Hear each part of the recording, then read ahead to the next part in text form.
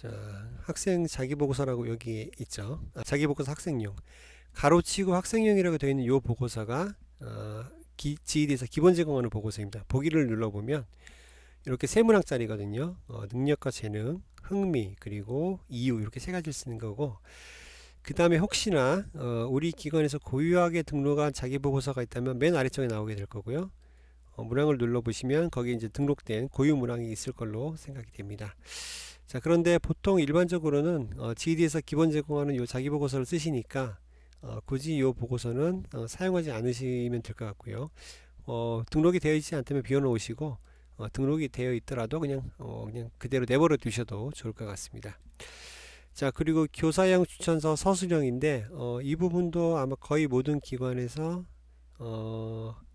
그죠, 교사용으로는 다 체크리스트만 받으시고 서술형 검사진 받지 않으시죠. 아마 업무 경감 차원에서 이제 아마 이렇게 정해지신 것 같고요. 그래서 이것도 없으면 없는 대로 그냥 놔두시고, 있더라도 그냥 뭐 버려두시면 될 것 같습니다. 우리가 고르지 않으면 되니까요, 잠시 후에. 자, 그리고 사회적 배려 대상자 항목 등록입니다. 여기 보시면 이렇게 이제 유형별로 여러 가지 코드가 있는데 이것도 손대지 마시고 그냥 그대로 두시면 되겠습니다. 자, 그리고 교사 추천서 양식 파일, 학생 첨부 파일 이렇게 있는데 이건 뭐냐면 이제 밑에 것부터 설명드리면, 학생들이 지원을 할 때 이 학생에게 관련된 어떤 파일을 좀 직접적으로 온라인으로 받고 싶다 하시면 여기에다가 관련된 설명을 넣어 주시고 그 파일을 이제 온라인으로 받으실 수가 있는데, 대부분은 그 학생에게서 직접 파일을 받지 않으시고 온라인으로 파일을 받지 않으시고 직송으로 많이 받고 계신 걸로 제가 알고 있거든요. 예를 들어서 네, 여기 있네요. 제출 서류가 있는 경우에는 여기에 학생 전원에 대해서 개인정보 동의서, 그리고 특별 추천 확인서, 그리고 사회적 배려 대상자 증빙 서류 이런 거를 직송으로 받고 계신데, 또 밑에 보면 스캔 첨부 불가 시 인편 제출이라고 되어 있는 거 보니까 아마 업무관리 시스템으로 제출하시는 것 같습니다. 그러니까 GED로는 따로 첨부 파일을 안 받으시는 걸로 보이고, 아마 대부분 기관에서 이렇게 운영을 하시는 것 같아요. 이 칸도 거의 비어 있으면 될 것 같습니다. 자, 요거는 교사 추천서 양식 파일은 이제 반대로 선생님한테 뭔가 받으시는 파일인 거죠. 이것도 거의 모든 기관에서 사용하지 않으시니까 비어 있다면 비어있는 채로 그냥 두시면 될 것 같습니다. 자, 그리고 이제 학생용 검사지 등록에서 이제 어떤 체크리스트를 등록해 줄지 그거 같이 한번 알아보도록 하겠습니다. 자, 같이 볼까요? 자, 일단 그 학생에게 제공할 체크리스트 목록이 아마 경상남도 교육청에서 제공하시는 게 권장사항이 있네요. 네. 자, 보시면 학생용 검사지로해서 창의적 인성검사 초등 중등이 있고요. 그 다음에 리더십 간편형 초등 중등이 있고, 그 다음에 자기보고서 다 이제 권장으로 되어 있으니까 반드시 해야 되는 건 아니고 이제 영재원에서 필요에 따라 등록을 하시면 될 것 같습니다. 자, 학부모용도 요건 참고용으로 해서 체크리스트 지원서가 준비가 되어 있네요. 자, 우리 학생 체크리스트로 창원 영지원 같은 경우에는 창의적 인성검사, 그리고 리더십 특성검사 이렇게 자기보고서까지 3개를 하셨고요. 아까 우리 영지학급 한 군데를 살펴보면 한번 볼까요? 네, 아까 열어놨었죠. 네, 학생 검사 작성이라고 되어 있고, 밑에 여기 있네요. 예, 자기보고서, 창의성, 리더십 간편형. 예, 아까 상관하고 차이가 없네요. 네, 그럼 여기 아마 거의 표준으로 많이 쓰시는 것 같아서 요거 한번 해보겠습니다. 그 실제로는 선발 요강상에서 이미 만들어 놓으신 선발 요강에서 요 학생용도 다 정리를 해 놓으셨을 테니까 거기에 따라서 등록을 하시면 되겠습니다. 자, 학생용 검사지 등록 탭에서 학급명 클릭하시고, 자, 쭉 위에서부터 보시면 자, 창의적 인성검사죠. 초등 중등이 나뉘어 있는데, 자, 초등학교 대상으로 하는 반이니까 초등용 선택하시면 되겠고요. 초등용. 자, 그리고 리더십도 보시면 리더십 특성검사 간편형이 있고, 위에 이제 리더십 특성검사 그냥 간편형이란 말이 없는 게 있는데 반드시 간편형으로 골라서 초등용 고르시고, 그 다음에 마지막으로 학생 자기보고서 있죠. 이렇게 3가지 골라서 오른쪽으로 넘겨 놓으시면 되겠습니다.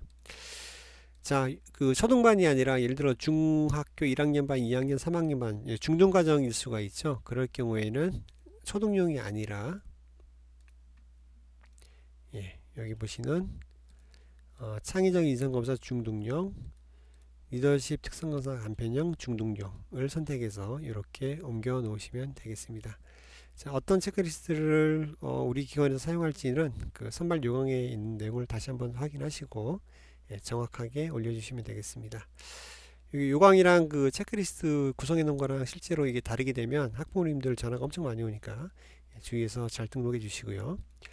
자, 5. 교사용 검사지 등록 보시겠습니다. 자, 우리 경남교육청에서 제시하는 거는 자, 일단 그 영역에 관계없이 영재행동, 창의, 리더십 간편형 요 세 가지는 이제 권장으로 제시하고 있고, 그 다음에 그 모집 과정의 영역에 따라서 과학, 수학, 정보, 인문 이렇게 요걸 이제 권장안으로 이렇게 드리고 있네요. 자, 그리고 음악, 미술, 체육 등 기타 분야는 적성되는 체크리스트가 없으므로 영역은 빼고 1번, 2번, 3번에 해당하는 이것만 작성해서 제출해서 선택하도록 이렇게 하고 있습니다. 자, 우리 창원 사례 한번 보면 공통 영역으로 해서 창의적 인성검사 하나 쓰셨네요. 아까 우리 영재성하고 리더십은 이제 안 하신다는 얘기죠.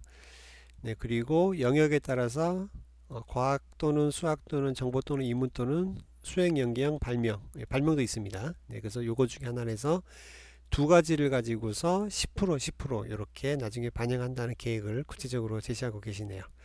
자, 그럼 우리 영재학급 사례 한번 돌아가 볼까요? 자, 영재학급 같은 경우에는 교사용으로 여기는 이제 5개를 제공을 하시네요. 자, 영재, 창의, 리더 간편, 수학과학 이렇게 하고 계시네요.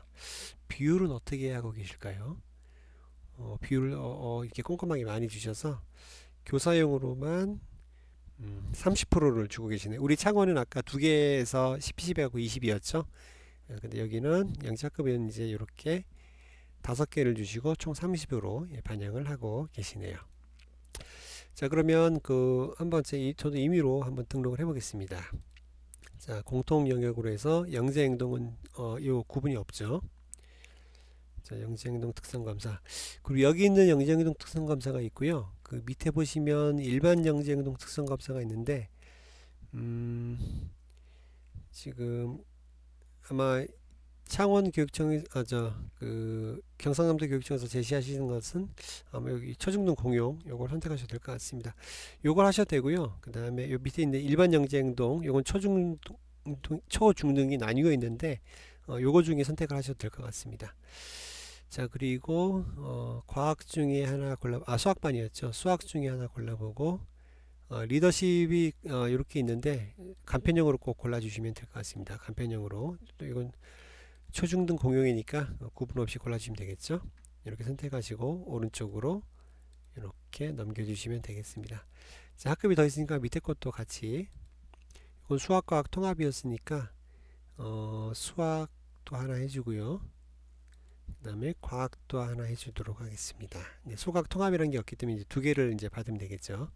그리고 리더십으로 해서 간편형 하나 이렇게 해서 4개 넘겨주도록 하겠습니다. 자, 이렇게 하면 이제 교사용 검사지까지 등록이 다 끝났죠.